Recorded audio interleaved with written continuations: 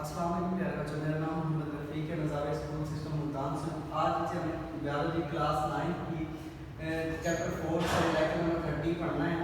इसमें आज बच्चे हम पढ़ेंगे न्यूक्लियस, राइबोसोम और माइटोकॉन्ड्रिया। स्टार्ट करते हैं अपना लेक्चर न्यूक्लियस से। बच्चे न्यूक्लियस जो होता है ना, यूकैरियोटिक सेल के अंदर एक प्रोमिनेंट न्यूक्लियस मौजूद होता है, जबकि आपको पता है प्रोकैरियोटिक सेल में प्रोमिनेंट न्यूक्लियस नहीं होता। तो न्यूक्लियस क्या होता है, मौजूद होता है जस्ट यूकैरियोटिक सेल में। न्यूक्लियस जो एनिमल सेल होता है उसके तो सेंटर में मौजूद होता है, जबकि जो प्लांट सेल होता है, चूंकि प्लांट सेल के अंदर बच्चे क्या होता है, एक बड़ा वैक्यूल होता है। तो प्लांट सेल में जो न्यूक्लियस होता है वो क्या होता है, सेल मेम्ब्रेन की तरफ थोड़ा सा क्या कर दिया जाता है, पुश कर दिया जाता है। न्यूक्लियस की स्ट्रक्चर को अगर हम देखें, न्यूक्लियस की जो आउटर वॉल होती है ना, उसे हम कहते हैं न्यूक्लियर मेम्ब्रेन। आउटर वॉल को हम क्या कहते हैं, न्यूक्लियर मेम्ब्रेन कहते हैं। न्यूक्लियर मेम्ब्रेन के अंदर बच्चे स्मॉलर किस्म के पोर्ट होते हैं, छोटे छोटे स्लॉट होते हैं। इन पोर्ट का फंक्शन क्या होता है, पोर्ट का फंक्शन ये होता है कि चूंकि न्यूक्लियस साइटोप्लाज्म के अंदर मौजूद है, साइटोप्लाज्म और न्यूक्लियस के दरमियान मटेरियल का एक्सचेंज होता है इन पोर्ट्स के थ्रू। या हम इसे ऐसे कह सकते हैं कि जो न्यूक्लियर पोर्ट होते हैं ये क्या करते हैं, न्यूक्लियर मेम्ब्रेन को क्या करते हैं, सेमी परमिएबल मेम्ब्रेन बनाते हैं। इसके अलावा बच्चे न्यूक्लियर मेम्ब्रेन के अंदर एक फ्लूइड मौजूद होता है जिसे हम कहते हैं न्यूक्लियर प्लाज्म। न्यूक्लियर प्लाज्म क्या होता है, न्यूक्लियर मेम्ब्रेन के अंदर एक फ्लूइड मौजूद है जिसे हमने नाम दिया न्यूक्लियर प्लाज्म का। न्यूक्लियर प्लाज्म के अंदर एक या एक से ज्यादा न्यूक्लियस मौजूद होते हैं। सिंगल न्यूक्लियस को हम कहते हैं न्यूक्लियोलस।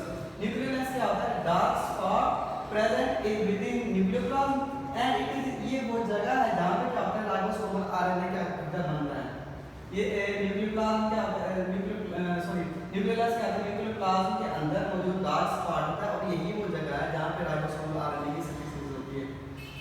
बच्चे इसके अंदर न्यूक्लियस के अंदर हमें पता है क्रोमोसोम जो होते हैं, क्रोमोसोम तो विजिबल उस वक्त होते हैं जब सेल डिवीजन हो रही होती है।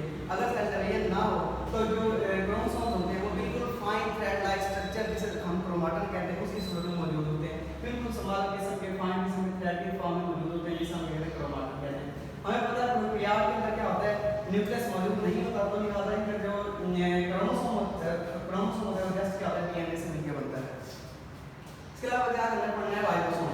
राइबोसोम्स क्या होती हैं, ये ग्रैन्युलर स्ट्रक्चर्स होती हैं, इनके ऊपर मेम्ब्रेन नहीं होती। ये राइबोसोम ग्रैन्युलर स्ट्रक्चर होती है, या फिर क्या होती है, फ्रीली साइटोप्लाज्म के अंदर फ्लोट कर रही होती है, या फिर ये क्या होती है, एंडोप्लाज्मिक रेटिकुलम के साथ अटैच होती है।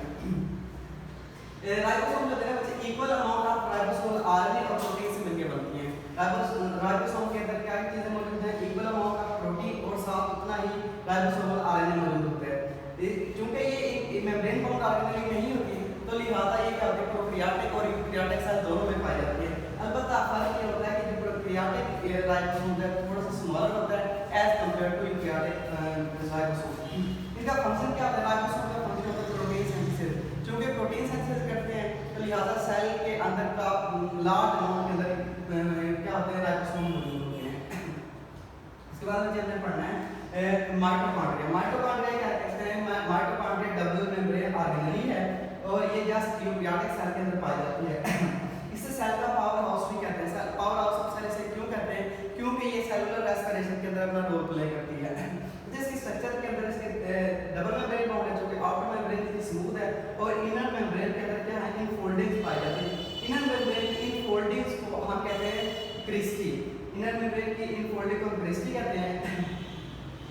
अच्छा, इन क्रिस्टी की वजह से चूंकि इनके अंदर फोल्डिंग्स है, इसके सेलुलर रेस्पिरेशन के लिए या जिस रिएक्शन के अंदर ये रोल प्ले करती है उनके लिए ये क्या करती है, सरफेस एरिया क्या कर देती है, इंक्रीज कर देती है। इसके अलावा जो माइटोकॉन्ड्रिया होते हैं ना बच्चे, इसका अपना डीएनए और अपना इसके पास राइबोसोम मौजूद होता है।